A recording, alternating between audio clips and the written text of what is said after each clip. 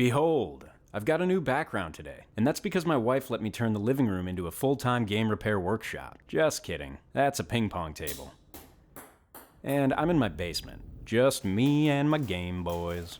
I bought these 6 Game Boys in a lot for $100, which I thought was a pretty fair price. They were all untested and assumed to be non-functional. You can see most are missing the faceplates. Let's get started and see how many working Game Boys I can walk away with. When I test each of these, I'll be looking for 6 things. Does it turn on with batteries? Does it turn on with a power adapter? Does the display work? Does the sound work? Will it read games? And do the buttons all work? If we pass all these tests, we have a good unit. Let's take a look at the first one. Oof, screen lines.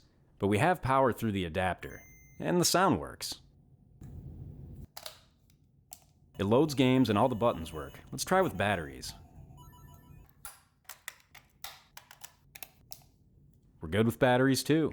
So we need to fix those screen lines and add a faceplate over it. Let's check the next one. Number 2 is mostly good, but it has a weird issue with the D-pad. It feels like the rubber membrane is missing underneath the button. So the D-pad doesn't work. Everything else checked out though, so we just need to fix up that D-pad and get a new screen plate on this one. Number 3 passes all the checks with the power adapter plugged in, but it doesn't turn on with batteries. I have a feeling cleaning off whatever that is on the terminals might solve it. This one actually has a screen lens, so we'll deal with those battery terminals. I also made a note that it has some noticeable yellowing. Number 4 is a bit anticlimactic because it works great. I noticed some screen lines when I first powered it on, but they haven't come back since. It looks like all we need for this one is a new screen lens. On number 5, I'm starting to feel lucky because this one works great too.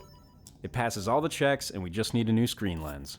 Number 6 only works with the power adapter. It loads games, but there is no audio and what looks like permanent screen damage in the lower right corner. The corrosion here might explain why battery power on isn't working. We'll note these issues like we did for the others. With each system labeled, let's move on to the repairs. The main issue with number 1 is that it has lines of dead pixels on the display. The fix for this is pretty well known and requires opening the shell and removing the circuit board on the screen side. We need to reconnect the screen temporarily and make sure there are batteries in the system. We'll power on and turn the contrast all the way up so we can really see those dead pixels. This foam adhesive strip needs to be removed and set aside for now. With the unit powered on, we'll get a soldering iron ready with a fairly large flat tip and make sure it's clean. On the flex cable, we'll apply heat in the region where the foam strip was sitting earlier, targeting specifically near where we can see the dead vertical lines. This can take a little bit of time, and often multiple passes are necessary until the lines remain a solid black color. But with enough time and patience, it will come back to life. I'll do some cleanup now. This one had a sticker on it. We'll make sure the shell is clean and also the buttons and rubbers. Then the new screen plate is ready to go on. These things are very affordable on eBay and they look pretty nice. I also decided to remove the old adhesive I burned with my soldering iron. I added new tape on each end of the foam strip, so now we'll lay that in place. I cleaned the screen with alcohol and now I'm using tape to get any remaining dust off of it. We'll put all the buttons back in place and screw the board down. Reattach the screen connector, close the shell, and button it all up. In hindsight, I should have used more games for testing each system at the beginning instead of just Zelda Link's Awakening over and over again. But there's no way I would keep using it at this point, right? Number 1 is now working great, everything checks out, so let's move on to number 2. Actually, I'm going to backtrack on that. This one is missing the D-pad rubber, which I have no replacement for, so for now, we're going to move on to number 3 and come back to this one. This is strange. Number 3 wasn't powering on with the batteries when I first tested it, but now it is. The battery terminal region is very dirty though, so we'll at least clean it out. You can see what kind of stuff is coming out of there. Any stickers and residue on the shell I'll clean off as well.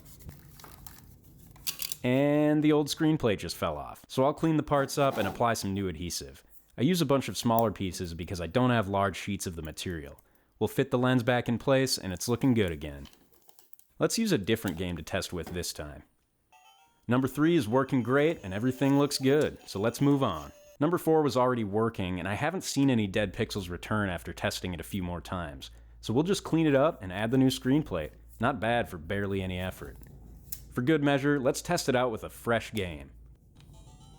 And we are all good on number 4, so let's go to the next one. Number 5 is the same story, just needs a quick clean and a new screen plate. We're good to go. I'll remove that sticker off camera so we can move on to the next one. Number 6 is the one with no audio and screen damage here that is permanent. Number 2 that we skipped earlier, however, just needs the D-pad rubber and a new screen plate, So I think the best course of action is to steal the rubber from number 6 and move it over to number 2. For now, I'll just call number 6 a loss until we can get a replacement rubber for the D-pad and perhaps a new speaker. I've got number 2 open right now in preparation for the new rubber to be placed. And here it is, straight from number 6. We'll clean it up as well as the other buttons. There's some general cleanup to do, and once again installing the new screen plate. The buttons can go back in place and the board can be screwed down. With the shells in place and fastened together, I'll do a final cleanup on the exterior. Final test using a mystery game.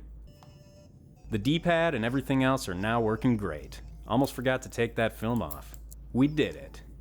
Mission mostly accomplished. We now have 5 working Game Boys and a pile of parts. There ended up being a lot less problems than I was originally anticipating. In a way, that's extremely lucky, but I was also hoping to show a wider variety of problems and fixes. In spite of that, I hope you still enjoyed this video and found it useful. A couple last things to note. First, I will probably remove the yellowing on number 1 and number 3, but I already covered that process in another video, so I decided to leave it out. Second, if I bought a new speaker and rubber membrane for the D-pad, it would be pretty straightforward to turn that pile of parts back there into a functioning Game Boy. But I decided I'd rather just keep the parts handy in case I can use them in a future repair. The replacement rubber membranes usually have very poor tactile feedback compared to the original, so I honestly don't even want to put it in there. That's all I've got for today. I really hope you enjoyed this video, and until next time, thanks for watching.